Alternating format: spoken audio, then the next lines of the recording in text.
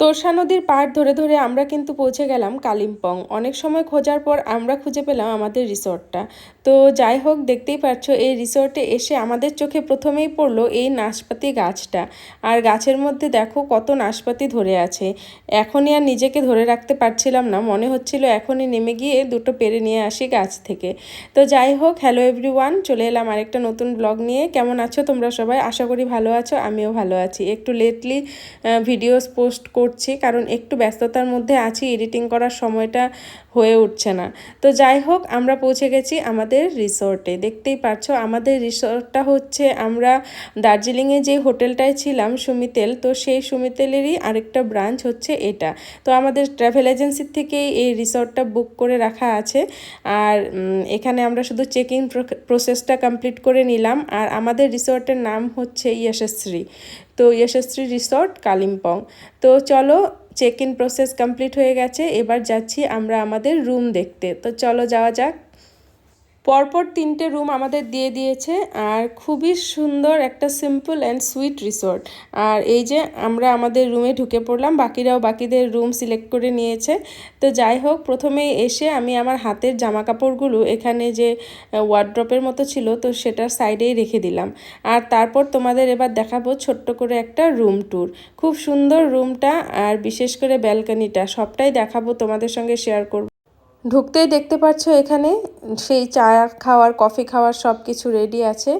Bed, dressing table, দুটো chair, টি table, আর সঙ্গে আমাদের সবচেয়ে প্রিয় জায়গা সেটা হচ্ছে আমাদের ব্যালকনি। তো দেখতে থাকো ব্যালকনির থেকে ভিউটা কত সুন্দর লাগছে। আর সত্যি একটা খুবই শান্তিময় জায়গায় এসে পৌঁছেছি আমরা। এসেই যেন মনটা শান্ত হয়ে গেল। আর খুবই ক্লান্ত আমরা, কারণ অনেকটা পথ আমরা পেরিয়ে এসছি। আর সারাটা রাস্তায় জায়গায় জায়গায় মানে গাড়ি রাখা হয়েছে, স্পট দেখা হয়েছে। তো এই যে ছিল ব্যালকনির থেকে আমাদের ভিউটা। আর ওই যে বাঁ সাইডে দেখতেই পাচ্ছ পাহাড় দেখা যাচ্ছে। আর সোজাসুজি যে দেখতে পাচ্ছ সেখানে হচ্ছে রিসেপশন আর রেস্টুরেন্ট এই রিসর্টের। আর এই যে আমাদের বেডরুমটা তো তোমাদের দেখিয়ে দিলাম, এখন বাকি রইল বাথরুম। তো চলো বাথরুমটাও তোমাদের একটু দেখিয়ে দিই। আর খুব বড়সড় ছিল, প্রত্যেকটা রুমই সেম ছিল, আর প্রত্যেকটা রুমই বড়সড় ছিল। আর এই যে এটা হচ্ছে বাথরুম। তো আমি খুবই ক্লান্ত, এবার প্রথমে ফ্রেশ হব। আর সারা দিন খাওয়া দাওয়া নেই, শুধু ওই হাবিজাবি এসব খেয়ে সারাদিন কাটালাম। বাবাও ভাত খায়নি সারাদিন। তো এবার আমরা ফ্রেশ হব, আর ফ্রেশ হয়ে এবার তাড়াতাড়ি করে আমরা খাওয়া দাওয়াটা করব। আমাদের প্যাকেজে লাঞ্চটা, আজকের লাঞ্চটা ছিল, তো এখন তো বাজছে বিকেল 4টা, যদিও 4টা বাজছে, আমরা তো ভাই বাঙালি, তো আমাদের তো ভাত লাগবেই, কারণ সারাদিন আমরা ভাত ছাড়া আছি, বিশেষ করে বাবাই। তো যাই হোক, আমরা কিন্তু রিসেপশনে পৌঁছে চেক ইন প্রসেস কমপ্লিট করে আগে আমাদের খাওয়ার অর্ডার করে দিয়েছি লাঞ্চের জন্য। আর ওইদিকে আমাদের লাঞ্চ রেডি হচ্ছে, আর এদিকে আমরা সবাই ফ্রেশ হয়ে, আমি ব্যালকনি থেকে দেখতে পেলাম আঙ্ক্রিস এই হোটেলের স্টাফ একজনের সাথে এখানে ব্যাডমিন্টন খেলছে। তো এখানে আর নিজেকে ধরে রাখতে পারলাম না, আমরা সবাই চলে এলাম এই খেলা দেখতে আর নিজেও একটু খেলতে। আমি ছোট থেকে খোলামেলা পরিবেশে বড় হয়েছি। আমার ক্লাস 10 অবধি কেটেছে আমার পুরনো বাড়িতে, তাই ছোটোর থেকেই কিন্তু আমার ব্যাডমিন্টন খেলার অভ্যেসটা রয়ে গেছে। আর যখনই গরমের বন্ধ বা ঠান্ডার বন্ধ পড়তো, ঠান্ডার বন্ধতে তো মানে সারাটা ঠান্ডা বন্ধ জুড়ে আমি এই ব্যাডমিন্টনই খেলেছি। তাই তো অমিতদা আমাকে হারাতে পারলো না কোনোভাবেই। তো খুব সুন্দরভাবে আমি কিন্তু এখানে অমিতদার সঙ্গে ব্যাডমিন্টন খেলছিলাম। আর এদিকে আমার ভীষণ খিদে পেয়ে গেছে। এতদিনের মানে জার্নিতে আমার আজকে সবথেকে বেশি আমাদের সবার কষ্ট হয়েছে, বিশেষ করে খাওয়া দাওয়া নিয়ে, কারণ বেলাটা একদম বয়ে গেছে। আর প্রচণ্ড খিদে পেয়ে গেছে আমাদের সবার, আর মানে ধৈর্য ধরছিল না। আর দেখতে দেখতে দেখো মেঘলা করে এলো, এবার মনে হচ্ছিল যে বৃষ্টি নেমে যাবে। তো যাই হোক, অল্প সময় খেলাধুলো হলো, আর আমাদের খেলা দেখে বাবাও খেলতে এলো, তবে উনি তো আর কতটা খেলবে তোমরা জানোই। তো যাই হোক, আমাদের লাঞ্চ এখনও রেডি হয়নি, আমরা এখানে দাঁড়িয়ে দাঁড়িয়ে গল্প করছিলাম। আর নাশপাতি পেরে আনা হলো, দেখাচ্ছি দাঁড়াও তোমাদের একটু পর ভালো করে। সেই নাশপাতি যে ভাইটা এনে দিল আমাদের, সেটা কিন্তু আমি শ্যুট করতে পারলাম না। আর এই যে দেখো পূজাও এসে গেছে ফ্রেশ হয়ে।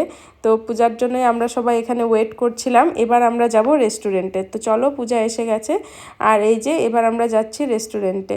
আর এই যে দেখো নাশপাতি দেখাচ্ছি, এই দেখো সৌরভের হাতে। তো এরকম কিন্তু 5-6টা নাশপাতি আমাদের দিয়েছে এই রিসর্টের স্টাফ একজন গাছ থেকে এনে। তো যাই হোক, এই যে আমরা চলে এলাম রিসর্টের রেস্টুরেন্টে। তো এবার আর মানে খাওয়া দাওয়া কখন শুরু হবে আমার মনে শুধু এটাই চলছিল। আর এখানে আসা মাত্রই বাবাই শুরু করলো এখানের ব্যালকনিতে যাবে। তো বাবাইকে নিয়ে ব্যালকনিতে যাচ্ছি আমরা এবার। আর এখান থেকে তো পাহাড়ের ভিউটা জাস্ট দেখো কি সুন্দর লাগছিল। দেখো আমাদের ব্যাক সাইডে এত ক্লিয়ার দেখা যাচ্ছিল পাহাড়গুলো।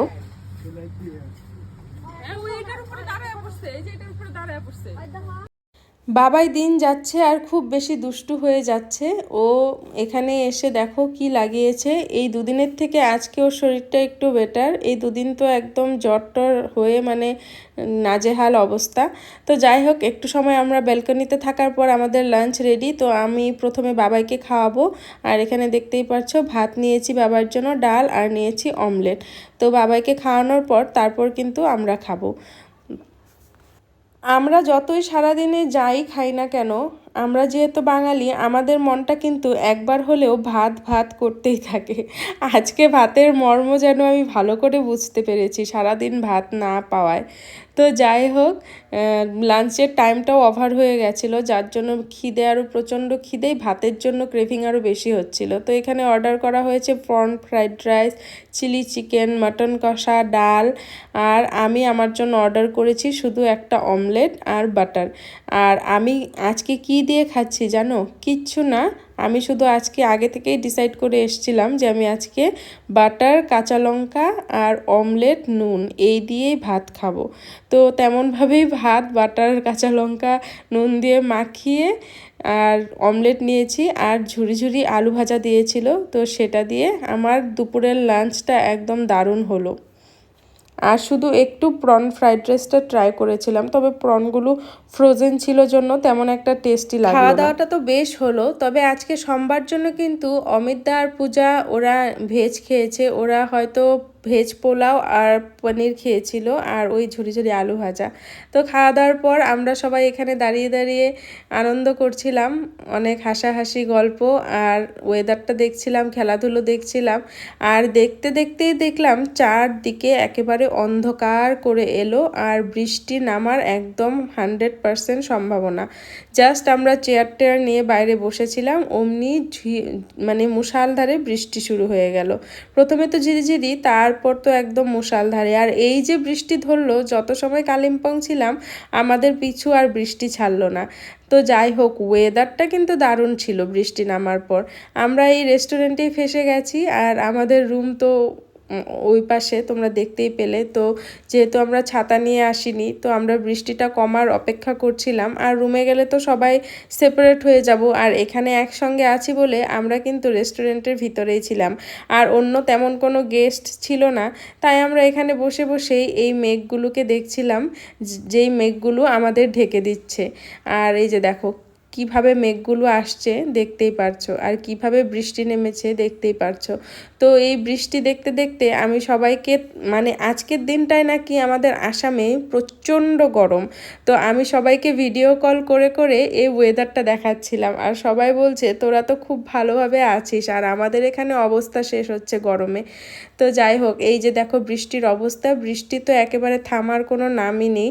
সন্ধে এখন 6টা বেজে গেছে, আমরা কিন্তু সবাই একসঙ্গেই এখানে বসে আছি। তারপর আমাদের জন্য নিয়ে এলো আইসক্রিম। আর ওইদিকে রাত্রে আমরা কি খাবো সেটার মেনু নিয়ে এসছে, এখান থেকে আমরা সিলেক্ট করে দিতে হবে। তো মেনু সিলেক্ট করে দেওয়া হচ্ছে রাতের ডিনারের জন্য। আর সবাই আমরা এবার আইসক্রিম খাচ্ছি, আর বাচ্চারা তো যেন আইসক্রিম দেখলে পাগল হয়ে যায়। আর আমার বাবাইও তেমনটাই, কিন্তু বাবাইকে আমি আইসক্রিম খেতে দেই না, একদমই খেতে দেই না। আর যতই জেদ করুক, আর ও জেদ করেও না তেমন।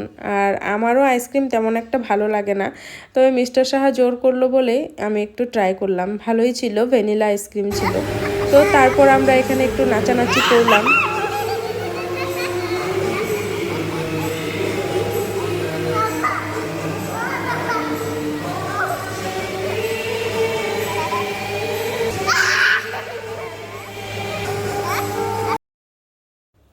তারপর ফাইনালি একটু বৃষ্টি কমার পর আমরা আমাদের রুমে চলে এলাম। আর একটু সময় রেস্ট নেওয়ার পর আমরা আবার সবাই মিলে অমিতদাদের রুমের ব্যালকনিতে বসে এবার জমিয়ে আড্ডা দিচ্ছি। আর সঙ্গে আমরা অর্ডার করে দিলাম আমাদের সন্ধ্যের স্ন্যাক্স। আমার তো ওয়েদার দেখে স্যুপ খেতে ইচ্ছে করলো, আর এই যে আমি আমার জন্য নিয়ে নিলাম ভেজ স্যুপ। আর সবাই অনিয়ন পকোড়া, তারপর হচ্ছে আরেকটা যেন কি ফ্রেঞ্চ ফ্রাইস এইসব অর্ডার করেছিল, তো সেসব খেলো আর আমি খেলাম এখানে ভেজ স্যুপ। আমরা এখানে সন্ধ্যের স্ন্যাক্স খাচ্ছিলাম, আর বাবাই যেহেতু সারাদিন ঘুমোয়নি তাই বাবাইকেও ডিনারটা তাড়াতাড়ি করিয়ে দিচ্ছিলাম আমি। আর তারপর আমরা রাতের খাওয়াটা খেয়ে নিলাম। আর তারপর তেমনভাবে কিছু শ্যুট করিনি, ডিরেক্টলি রাতে ডিনারটা একটু শ্যুট করলাম। মাছ অর্ডার করেছিলাম রাতে, ডাল, পাঁপড় ভাজা, মিক্সড ভেজ এইসবই ছিল আমাদের ডিনারের মেনু। টাটা।